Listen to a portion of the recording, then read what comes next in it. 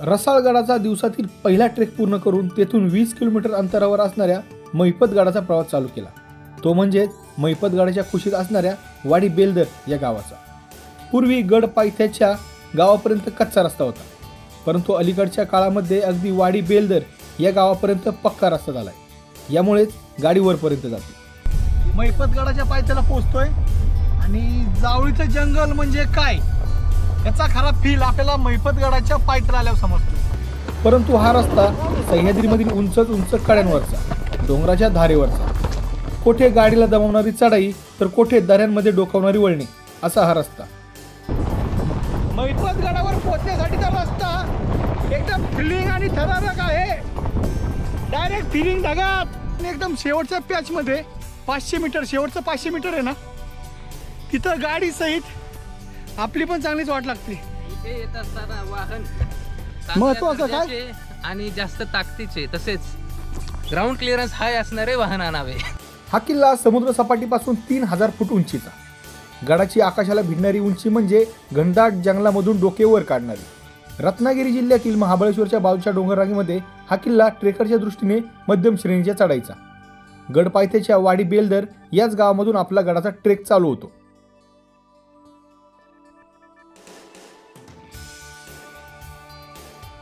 घनदाट जंगलाने वेढलेला मैपतगड, गडाच्या चारही बाजूने जंगलाचा वेढा आहे आणि जावळीच्या खोऱ्यातील एकदम आकाशाला भिडणारा हा किल्ला। किल्ल्याची चढाई करताना चांगलाच कष्ट लागतोय, कारण चढाईचा टायमिंग आहे आमचा दुपारचे 12। रखरखत्या उन्हामध्ये ट्रेक करतोय। नशीब आता सावलीतनं चालू आहे असं, पण टप्पा चढल्यानंतर परत उन्हात। फिलिंग सावलीत, फिलिंग ढगात आणि मग फिलिंग उन्हात। गडावर जाणारी पायवाट ही चांगली मळलेली आहे। खेडच्या पूर्वेचा मैपतगड हा एक डोंगरी किल्ला। महाराष्ट्रातील सर्वात मोठ्या किल्ल्यांच्या यादीमध्ये असणारा हा किल्ला 15व्या शतकादरम्यान आदिलशहाने बांधला। 1661च्या दरम्यान महाराजांनी ताब्यात घेतला।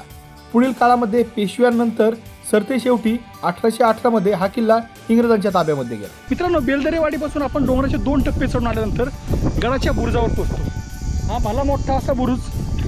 बुरुजाचं महत्त्व खरंच बुरुजावर आल्याशिवाय कळत नाही, कारण या बुरुजावरून आपल्याला समोरचा 2 डोंगराच्या मधला संपूर्ण भाग, संपूर्ण पायवाटा या बुरुजावरून दिसतात। सह्याद्रीच्या डोंगर रांगेमधील रखरखत्या उन्हामधला ट्रेक म्हणजे दमवणारा व थकवणारा। यामुळेच अंगामध्ये उत्साह येण्यासाठी आम्ही सर्वांनी ट्रेक करता करताच गाण्याने उत्साह वाढवला, तो म्हणजे असा।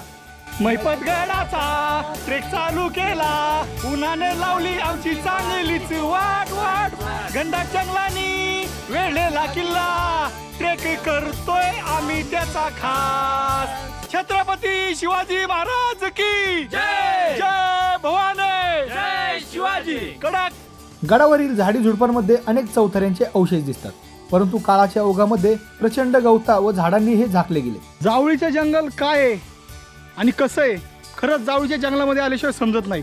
आता मैपतगडावरच्या बुरुजापासून आपण पुढे आलो आणि पुढे आल्यानंतर आपल्याला असा जवळजवळ 3रा चौथरा आहे। मागे आपण एक बघितला आता, भरपूर झाडी उगवली, कारण पुरातन अशी ही वास्तू, पण वास्तूचे अवशेष अजून पण चांगल्या सुस्थितीमध्ये आहे आणि लगेच ओळखून येतात ते। पण पावसाळ्यामध्ये हे अवशेष दिसणं थोडंसं कठीणच बाई।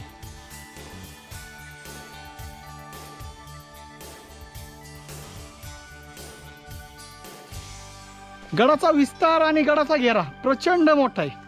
आपल्या माहितीनुसार गडाचं क्षेत्रफळ जवळजवळ 100 एकरापेक्षा पण जास्त आहे। त्यामुळे पायवाटा मळलेल्या असल्या तरी पावसाळ्यामध्ये चुकण्याचे चान्सेस भरपूर आहेत। गडाच्या माथ्यावर आपल्याला अजून काही वाड्यांचे अवशेष दिसतात की त्याची पूर्णपणे पडझड झाली असून फक्त पायात शिल्लक असल्याचे दिसते। त्याच्या शेजारीच नव्याने बांधण्यात येणारे मंदिर आहे। मंदिरासमोरच मस्त अशी बांधवी विहीर आहे। समुद्र सपाटीपासून जवळजवळ हा किल्ला 3000 फूट उंचीपेक्षाही जास्त आणि इतक्या उंचीवर सुद्धा विहीर आहे। आणि विशेष महत्त्वाचं म्हणजे विहिरीमध्ये पिण्यायोग्य पाणी। विहिरीपासून समोरच डाव्या बाजूला काही समाधी आहेत। तेथून बाजूची झाडीमधील पायवाट ही मारुती मंदिराकडे जाते।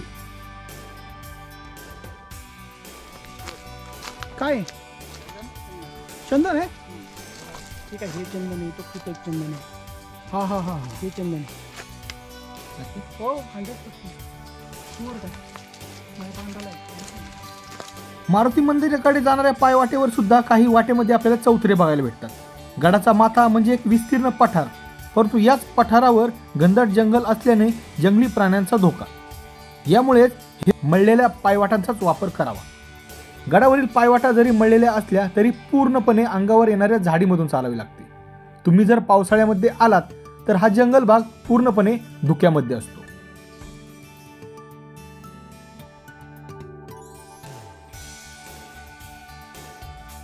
विहिरीपासून पुढे आल्यानंतर आपल्याला असं एक मस्तपैकी हनुमानरायांचं मंदिर दिसतं. त्याच मंदिराच्या डाव्या साईडची वाट जाते सरळ घनदाट जंगलातल्या बुरुजाकडे, म्हणजेच गळीतला बुरुज आहे तिकडं. आणि मंदिराच्या समोरचा रस्ता बरोबर जातो या गडावरील टकमक टोकाकडे. म्हणजे टकमक टोक म्हणतात का नाही त्याला माहीत नाहीये, पण सेम टकमक टोकासारखा फील देणारा तो कडा आहे. गडाच्या मारुती मंदिरासमोरची वाट ही आपल्याला गडावरील एका अशा कड्यावर घेऊन जाते की तेथून गडाच्या बुरुजाबरोबरच अगदी प्रतापगड महाबळेश्वर पर्यंतचा परिसर दिसतो. हा डेड एंड कडा आहे कोपऱ्यातला, आणि त्याच्या समोरच आपल्याला या बाजूला लांब धुक्यात हरवलेला प्रतापगड दिसतो. प्रतापगडाच्या पलीकडे महाबळेश्वरची डोंगररांग. आणि असंच आपण जर या बाजूला बघितलं तर महिपतगडाच्या घनदाटाच्या जंगलामधून बाहेर निघलेले दोन बुरुज दिसतात. हे बघा, हा एक आणि हा एक. असा घनदाट जंगलाने वेढलेला महिपतगड. प्रत्येक पायवाट ही आपल्याला प्रत्येक वेगळ्या ठिकाणी घेऊन जाते. हे बघा, आम्ही मगाशी त्या मारुती मंदिरापासून पायवाटेने सरळ पुढे आलतो आणि तिथंच पुढे आपल्याला समोर दोन बुरुज दिसतात. पण ते दोन्ही बुरुज एका जागेवर नाहीये, एका रस्त्याला एक आहे आणि मे बी पलीकडचा बुरुज त्याला जाण्यासाठी दुसरा रस्ता असेल. गडावरील याच कड्यावर आम्ही आमच्या दिवसभराच्या किल्ले भटकतीचा शेवट करून आलेल्या मार्गाने परतीचा प्रवास सुरू केला. परतीच्या वाटेमध्ये किल्ला चढताना बघायचा राहून गेलेला डोंगराच्या खिंडीमधील तटबंदी वजा बुरुज बघण्यास आम्ही पोहोचलो. गडावरनं उतरताना आपण दोन डोंगराच्या ह्यामधल्या गळीमध्ये आलोय आणि इथं आपल्याला दिसलेलं आहे भीमकाय बुरुज. भीमकाय म्हणजे या बुरुजाची जाडी भाई एक 4 व्हीलर बसल एवढी जाडी या बुरुजाची. आणि हा बघा, आता हा बुरुज आहे का पाणी अडवण्यासाठी बांधलेला बंधारा हे काय नक्की सांगता येणार नाहीये, पण त्या बुरुजाला छोटे छोटे पाईप सारखे होल सुद्धा आहेत. बघा, असा बुरुज आहे आणि हा बघा समोर पाईपासारखं होल आहे, म्हणजे सपोज बुरुजावर पाणी आलं असतं तिथून करण्यासाठी.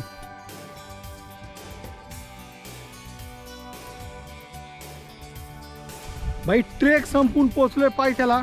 भरपूर मोठा किल्ला आहे, महाराष्ट्रातील प्रचंड मोठ्या घेरा असणाऱ्या किल्ल्यांपैकी हा एक गड महिपतगड. त्यामुळेच या गडाला फिरण्यासाठी भरपूर वेळ लागतो. तर झाडीमुळे कोणते पॉईंट कुठे आहेत आणि कोणत्या वास्तू कुठे आहेत ते जास्त लक्षात येत नाही.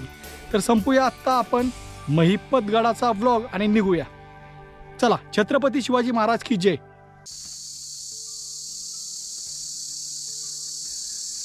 व्हिडिओ पोपट झालेला आहे अशा तऱ्हेने आम्हाला काढायचा होता फोटो, पण व्हिडिओ स्टार्ट झालेला आहे. चला, काय नाही, परत आता फोटो काढू.